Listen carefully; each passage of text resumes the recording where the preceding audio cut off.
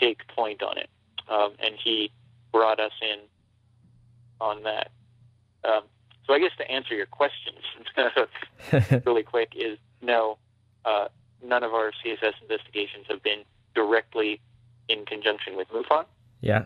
But MUFON investigators doing their own investigations, as well as other local freelance investigators, have brought us in on investigations where we assist them with either data collection or analyzation, or just kind of do some tag-along training sort of things.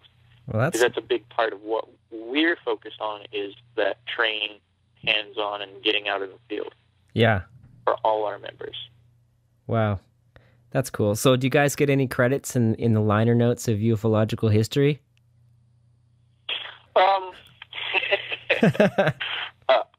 In some cases, a little bit of both, yes and no. Actually, oddly enough, if you look at the cattle mutilation issue of Open Minds magazine, Alejandro wrote an article about Chuck and his team, quote unquote, going down to the valley to investigate this stuff.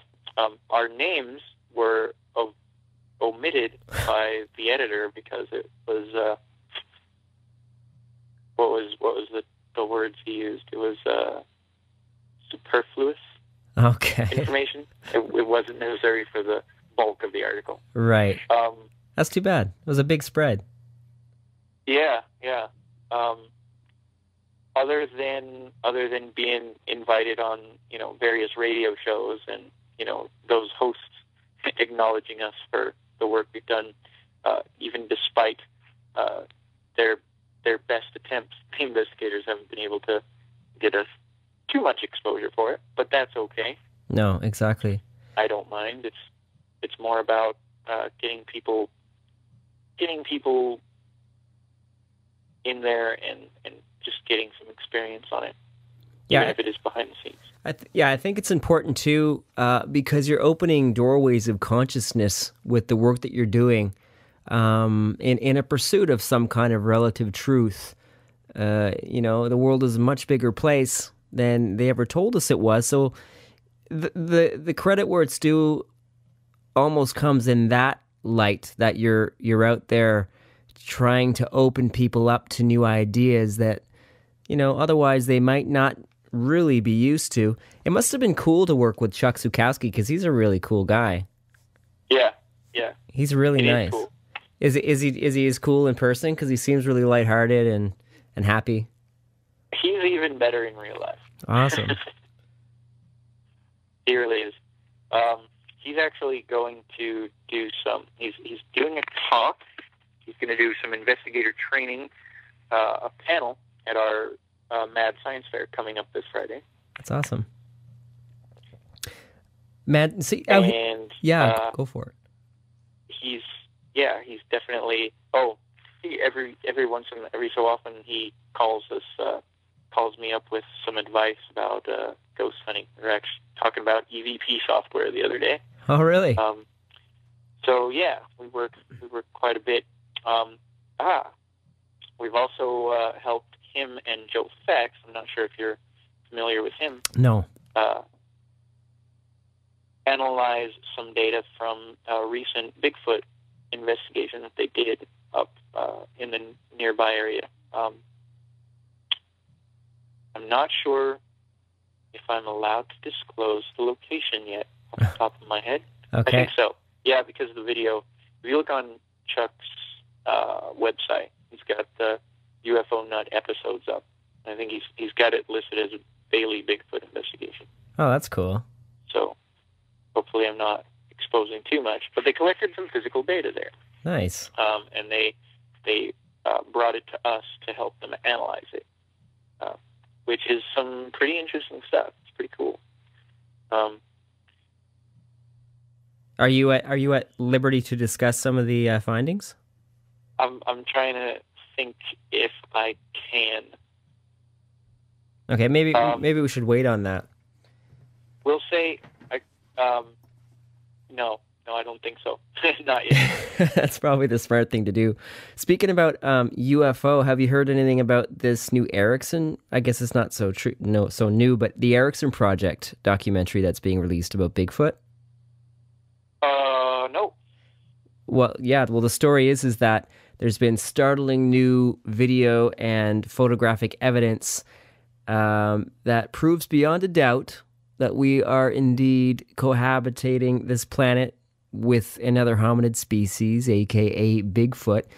I guess the video and the photographs that they have are close-ups of the face, and they've got some kind of new DNA sample in hair, and there's a whole huge production being put together to release this information to the world. Hopefully it's sooner than later. I've been hearing about this thing for a couple months now, and I actually played a trailer on one of the older episodes of the show a couple episodes back, and the announcer of the program almost made it sound like the information that they were about to present wasn't as startling as maybe they were making it out to be. And if you haven't heard about it as a paranormal investigator, well, it might not be that big after all. Well, you know what? Actually, I think I have heard about it. Yeah. And I guess depending on who you talk to, every new documentary that comes out has groundbreaking evidence. Right. Yeah. Depending on the media spin on it, it's either sensationalized or ridiculed completely. Yeah. But some interesting things about it. Great documentaries on the subject are always welcome. The more the merrier. Yeah, exactly. The more you can present on that, the better. The thing a lot of people kind of don't realize is that it's one of those. There's plenty of evidence. Yeah. There's DNA, there's hair, there's tissue, there's fingerprints, there's catalogs of fingerprints, other dermal ridges. A lot of the really good, clear casts of footprints, handprints, whatever, have dermal ridges in them. Wow. And anybody who's done any amount of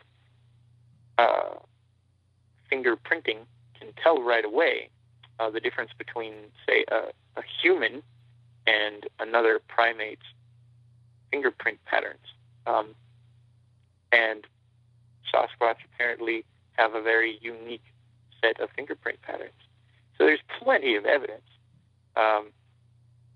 It's one of those things, how much do you need to be convinced? But the things that I really get into are the things that take it a step farther. Let's, keeping in mind our objectivity, taking it to the next level. Let's at least assume for now that it's a done deal, that the maybe factor is completely gone. Bigfoot exists. UFOs, at least some of them, are alien visitation. And ghosts are a whole other category of various multi-dimensional and etheric beings. Right. And then let's take that a step further and try to communicate with them and find out what they're up to and what can we learn from them. And I think that's really where a lot of researchers kind of limit themselves. The nuts and bolts are awesome, and I love that, and that is great stuff for what's going to help to convince general public and the media and the established the scientific institutions. Yeah. And that's needed. But then you also need people that are able to take it to the next level. And it really is necessary to step beyond the boundary of institutionalized thinking, because to take it to that next level, you're actually in the purest form of pursuit of science, to ask the questions beyond that point. To ask questions. Right. And to quote Stan Friedman, innovations come from doing things differently, not the same old way. Yeah. Exactly. So, something else interesting that I've been finding lately, and this is pretty exciting, is that I've actually been asked to do a number of talks for school groups, local school groups. One was a charter school, and another was an after-school program. Wow. But they asked me to come give a talk on paranormal activity and mythical creatures, so on, and present this as, what I do, scientifically studying these things. And what I find fascinating about it is the kids love it. The school's on board with it. Great. And the parents still have a little bit of trouble, depending on who's who. But what's exciting and encouraging about that is that's a whole generation that's, coming into it with that mindset. Yeah. And that's pretty exciting and encouraging. And going back to the Crypto Science Society, what can we do? Because really the whole point of that group is to encourage legitimizing the research of those fields. Yeah. And on all levels of education. So we start in elementary school or wait until you get to the college level, right, or anywhere in between. How can we educate people on studying it and learning about it? And it's a really fun way to get kids excited about science. Oh, definitely. Yeah, it's really important to catch the kids at a young age, and it's still it still kind of bothers me that the parents of the younger children now are still so square. Like, they're just basically a generation ahead of us. But I'm assuming you're, are you close to your? I'm sorry. You're probably close breaking to. Up a little bit. Okay. Are you? I'm assuming you're in your early 30s or late 20s, Jason. Yes, I'm 31. Yeah, so the generation ahead of us are still pretty square, but there's a lot less squares than there used to be, so there is hope. It's good that you're getting to the kids early. Congratulations on that gig. Yeah. That's really cool. And I'm kind of recognizing that the universe is pointing me towards this educational direction. Good. We need more cool educators. Yeah. No doubt. No doubt. There's definitely some flaws with the educational system. Yeah. Yeah. I'm not sure. I'm assuming that the Canadian educational system is at least somewhat similar to ours. Yeah, we're producing rats over here too. Yeah, pretty much sit in classroom lecture from kindergarten on to college. Yeah, cogs in the machine, baby. Yeah. No, I say that loosely, of course. But sticking on the vein of information and education, Franklin Carter came to speak also at Metro State College because of you guys, talking about abductions and UFOs. What's the background on Franklin Carter? Oh, Franklin Carter. He was actually a Disclosure Project witness. Ah, right. Because of his involvement he was in the U.S. Navy. During, I want to say Korean War era. He was a radar technician, and they were tracking objects traveling 2,000 plus miles an hour. They tested the equipment, retested and tested again. No malfunctions whatsoever. They called and reported it, and they had technicians come out. And the solution was to set the equipment to a range where that it would not detect these objects anymore. And he was basically told that not to worry about it. Just ignore it. If you get them, set the range back so you're not getting the anomalies anymore. And he was ordered to just forget about it, pretty much. Forget about it. Later. What's that? Forget about it. Forget about it. Beyond that, he later had a number of experiences that he later found out were abduction or at least